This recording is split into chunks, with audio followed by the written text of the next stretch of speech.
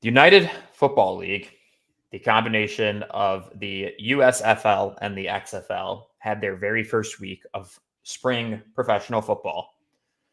And personally, I don't think they could have had a better first week of spring professional football because there were a couple plays that were all over the place on Twitter. And that's all they needed was one or two plays to just be like, what the hell? And now every football fan is at least, is that lightning? That's yeah, crazy. I saw that. That was nuts. I know we got a severe thunderstorm warning. I guess they weren't messing around. I think they did a phenomenal job with week one here. Obviously, we are talking about a back-to-back 64-yard kick made, as well as a special teams play that resulted in the punter throwing a 55-yard touchdown to his center. And both of those were all over Twitter all day. So I give this league credit and I give these players credit because who are we kidding? We're amidst March Madness. We're amidst Caitlin Clark and LSU playing each other. We're amidst all of the baseball startup. And yet spring football is getting talked about. It's getting tweeted. It's football rules this country. If you don't understand that or you don't want to admit that, you're flat out wrong. Okay. Football rules this country. It is the sport for this country, always will be. And the UFL is football when it's not typically football time. And so any football junkie like John or I, and there's millions of us in this country, are going to try to grasp on any way they can. I got plenty of former teammates playing in this league and getting an opportunity, a last chance opportunity to showcase and get their ultimate goal, which is to play in the NFL. And we've seen guys make that jump. Okay. We've seen guys show out in these leagues that maybe not a lot of people are watching, or maybe they don't get the credit that they deserve. And all of a sudden they're signed to an NFL team and they're now living that dream that they would not have had the chance to live if it weren't for this league. And I think that's a pretty damn cool thing. And it's just another professional league where it's football on TV at a high level with coaches that have great pedigree, with players that played at a high level in college. And it's just a last chance for these guys to show what they can do. Coaches, owners, players, all alike, trying to make a name for themselves and jump up to the top dog. And let me tell you this, and this will be our transition point from UFL into some of these new NFL rules that have come out, because the NFL better look over their shoulder a little bit and understand what's happening. The NFL didn't become what it is today by making these random rule changes that are changing what the sport is. And if they're not careful, one of these other leagues, I'm not saying it's going to happen anytime soon, but one of these other leagues could gain some momentum. And if they do things the right way and the NFL continues to screw up and do things the wrong way, which they have done time and time again with what they're doing to this sport, look out for the league that people actually want to watch, real football. The dropping tackle, okay, you might as well not play tackle football. You combine that with what they did with the piling onto the quarterback penalty, the targeting penalties that are just terrible in college and in the NFL. You combine it with taking away the kickoff, which is like, it is the game starting play. I understand they're trying to bring kickoff back, but they took it away in the first place. And now they're giving this bullshit shortened version of it, which is basically just a run play happening instead of a real full speed collision, momentum shifting play where we watched Devin Hester and Cordell Patterson, all these guys make electric plays. Some of the most memorable plays you're ever going to have are kick returns. Yeah, and we ruined that. I think you're turning that more into a punt. It's going to look more like a punt, like kickoff. Right, and we have punts. You know what I mean? Right. Punts are part of the game, another exciting part of the game. But, you know, with how good punters have gotten and how good coverage has gotten, we don't see a lot of returns anymore. You know, that's rare. And when it happens, people love it. The kick return was a chance when they moved the yardage of the kick return and they made it easy to kick touchbacks every time, and they rewarded the offense for not returning it. They ruined an aspect of the game. And now they're ruining the tackling and they're ruining the physicality. Like, football is football and people love it because you bash people's heads in. Like, let's not make any jokes about it. It's an aggressive sport. Okay. You don't see people going to try to change bull riding. That's a dangerous sport. You don't see them changing that sport. Why are we changing football? They're paid millions of dollars. Another decent one, right? I mean, UFC. You talk about, like, and this is where I'm going to get into with the hip drop tackle. So the hip drop tackle, the reason why they're worried about it is because of knees and ankles, right? Like, right. They think it's more like we've seen a couple injuries happen. Correct. Because now the UFC doesn't ban X number of moves, with one exception, which is like neck and head area, right? They're not trying to cause traumatic brain injuries and things like that. You're putting defenders in a position now where they can't go high because of that neck and head area. You don't want them hitting. And now they're getting punished for going low on somebody and using their body weight to pull down 200, 220, 230 pound 250. athletes, Derrick right? Henry and Derrick Henry and Travis Kelsey and all those guys. And the problem is that the boomers for a long time were like, if we aren't careful here, the sport's going to turn into flag football.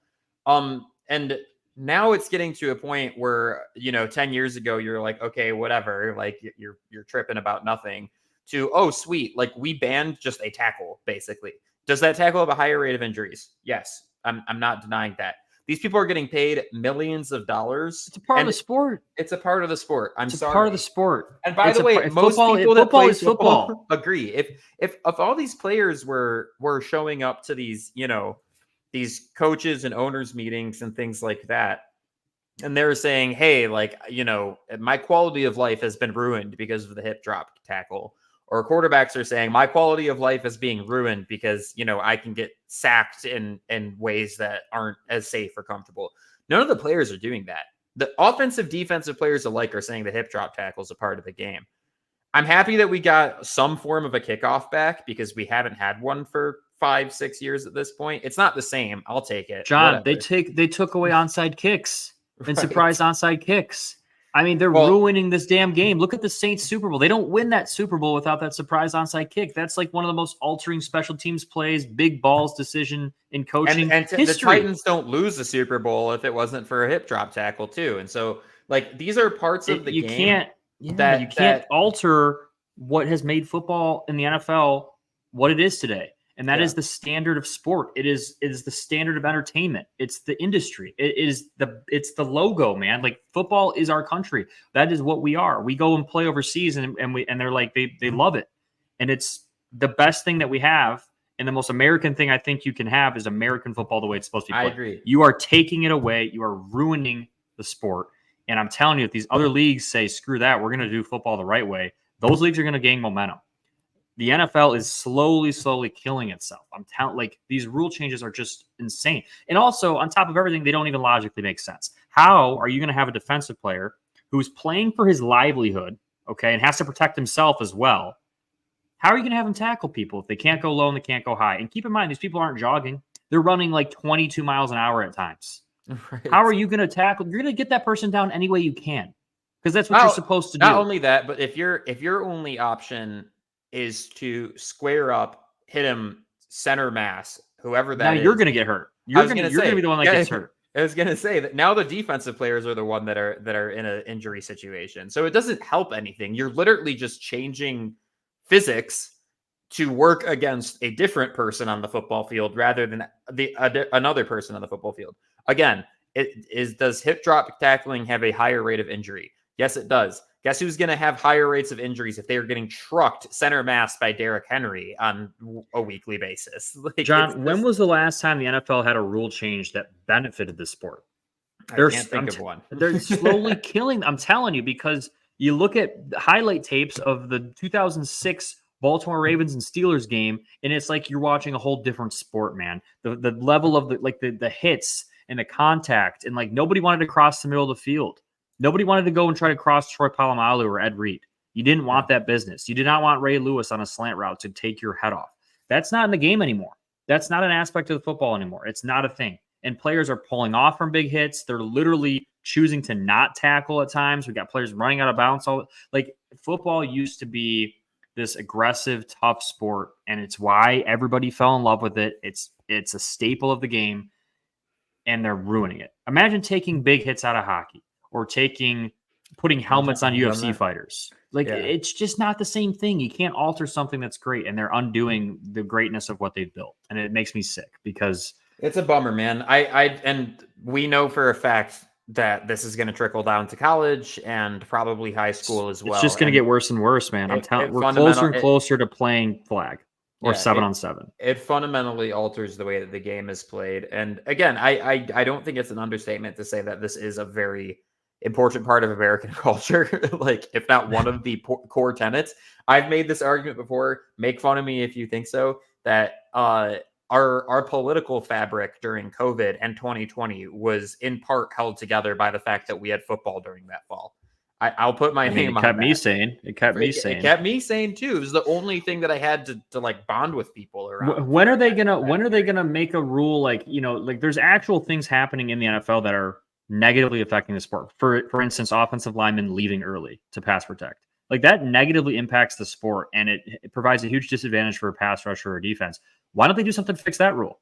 Yeah, right. So you know now you have Why offensive linemen leaving early.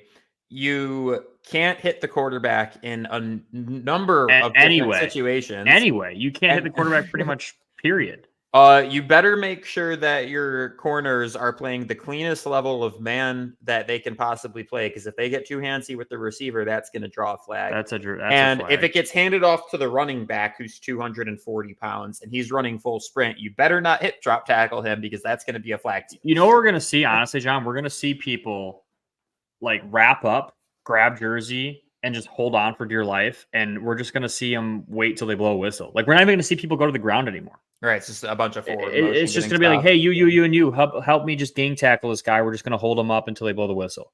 Like, that's what we're going to see start to happen on run plays. And we apologize for sounding like old men about the situation, but I think it's at a point now where it's ridiculous. In the decade that Mark and I have been like, cognizant football enjoyers, or 15 years, whatever, we have seen the sport it is fundamentally different than it was back when Mark and I were watching it not that long ago.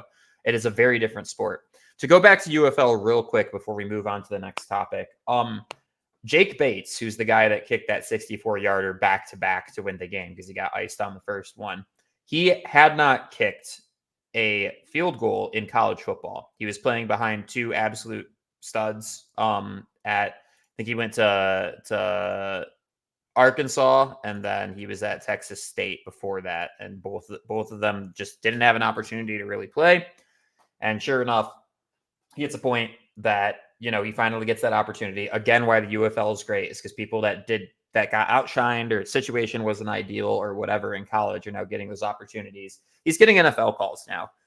I don't know if the reports are fully accurate, but it sounds like he's why wouldn't you? Several NFL. Yeah, you just hit a 64-yarder back-to-back twice. Yeah, in a time where you didn't have any kind of opportunity like that for 5 years. The last time you kicked a field goal was in high school. You're for sure I think you're taking NFL calls, and hopefully he gets an NFL job. And again, talk about the negatives of what the NFL is doing, but man, I got to get really stoked about spring football providing those kind of opportunities for people. John, should I quit this thing and go chase the UFL? Mark, I told you to do that last season, dude. Yeah, you told me to do that 2 seasons in a row. 2 seasons. I think I would be great for the podcast. By the way, if you're a UFL player watching this, we want UFL guests. I want as many UFL guests. I got a ton of teammates that I could reach out to and see if if them we can on the freaking show. I mean, they're obviously in season right now and right, pretty busy, but we'll it's a short season for them, and we'll see how it goes. Yeah, a couple of them. One of them's a starting quarterback in the league, and I mean, we got guy? some. Sorry, Quentin Dormady for the Bahamas. Gotcha. Yeah, let's definitely be making some calls when the season starts to wind down, because we are the practice squad pod for a reason. We like putting spotlights on stories that people don't have the opportunity to share with everybody. And for us, it's like, you don't have to be making a 64-yard field goal to come on the show and talk about yourself and the journey that you've been through. Like, we want people on, we want people coming on telling their stories, hence the namesake.